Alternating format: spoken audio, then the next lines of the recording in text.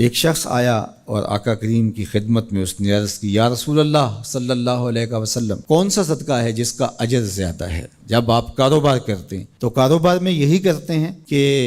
میں انویسٹمنٹ وہاں کروں جہاں نفع زیادہ آئے، تو یہ بھی اللہ سے تجارت ہے، ایسی تجارت جس میں نقصان نہیں ہے۔ نقصان تو یہ طے ہے نہیں ہوگا، لیکن نفع زیادہ آئے یہ تو آرزو ہو سکتی ہے تجارت کرنے والے کی۔ تو اس نے حضور کی خدمت میں آ کے سوال کیا، فرمایا کہ بہترین صدقہ وہ ہے اجر کے اعتبار سے، فضل و شرف کے اعتبار سے، اس حالت کے اندر کہ جب تو تندرست ہو، صحیح ہو، اور تجھے مال کی ضرورت اور حاجت اور لالچ بھی ہو، اور تجھے یہ دھڑکا بھی ہو کہ اگر میں نے خرچ کر دیا تو میرا کیا بنے گا، خرچ کر دیا تو میں کہیں فقیر نہ ہو جاؤں، حالات ایسے چل رہے ہوں،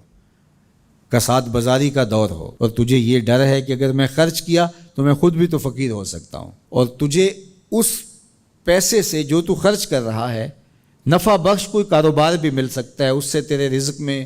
اور تیرے کاروبار میں اضافہ بھی ہو سکتا ہے، لیکن اس کے باوجود تو کرے، تو فرمایا یہ افضل صدقہ ہے۔ وَلَا تُمْهِلُ حَتَّى إِذَا بَلَغَتِ الْحُلْقُومَ قُلْتَ لِفُلَانٍ كَذَا وَلِفُلَانٍ كَذَا وَقَدْ كَانَ لِفُلَانٍ، نہ یہ کہ جب تیری سانس اکھڑ رہی ہو اور آخری ہچکیاں آ رہی ہوں اور سانس حلق کے قریب پہنچ گئی ہو، اور پھر تو کہے یہ میرا مال فلاں کو دے دینا، اتنا فلاں کو دے دینا، اتنا فلاں کو دے دینا۔ اللہ کے محبوب نے فرمایا تو نہ بھی کہتا تو یہ پھر بھی تیرا نہیں ہے، اب تو سب کو چھوڑ کے جا رہا ہے۔ تو بہترین صدقہ وہ ہے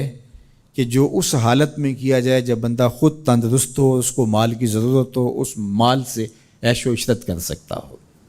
عمومی طور پہ جوانی کے ایام کے اندر بندہ کہتا ہے یہ جوڑنے کا وقت ہے، حالانکہ اس وقت افضل صدقے کا وقت ہوتا ہے۔ خدا کی راہ میں خرچ کرو، خدا نے یہ نہیں کہا کہ سارا ہی خرچ کر دو، یہ تو کسی کو اعزاز ملتا ہے، یہ تو صدیق اکبر کا اعزاز ہے۔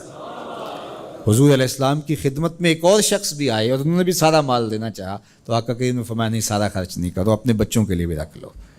یہ اعزاز صرف حضرت ابو بکر صدیق رضی اللہ تعالیٰ عنہ کو دیا۔ اللہ اکبر۔ کہا کہ میرے دیے ہوئے سے کچھ دو، اب تمہاری مرضی ہے، تم جتنا دے سکتے ہو۔ وہ جوانی میں جب تم صحیح ہو، تندرست ہو، اس وقت تم راہ خدا میں خرچ کرو۔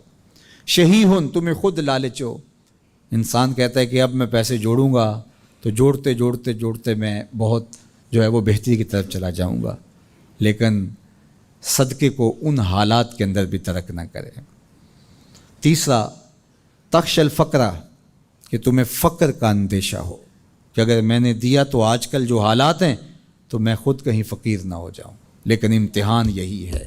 جب ضرورت کو محسوس کرو، تمہیں خود فقر کا ڈر بھی ہو، پھر بھی راہ خدا میں خرچ کرو، تمہارا رب تمہیں فقیر نہیں ہونے دے گا۔ اس لیے کہ حضور علیہ السلام نے قسم کھا کے کہا، ما نقص مال عبد من صدقہ، میں محمد صلی اللہ علیہ وسلم قسم کھا کے ضمانت دیتا ہوں کہ صدقے سے مال گھٹتا نہیں ہے۔ اللہ اکبر۔ اور پھر وتامل الغنا،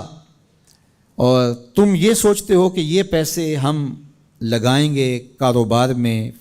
فلاں جگہ پہ انویسٹ کریں گے تو بہت سارا نفع آ جائے گا، بندہ بعض کا یہ سوچتا ہے اس نفع سے پھر دے دوں گا۔ اور میں نے دیکھا ہے کئی لوگ ساری زندگی ایسے کاٹ دیتے ہیں کہ اتنے ہوں گے تو دوں گا، نہ اتنے ہوتے ہیں نہ وہ دیتا ہے، کیونکہ یہ لالچ ختم ہی نہیں ہوتا۔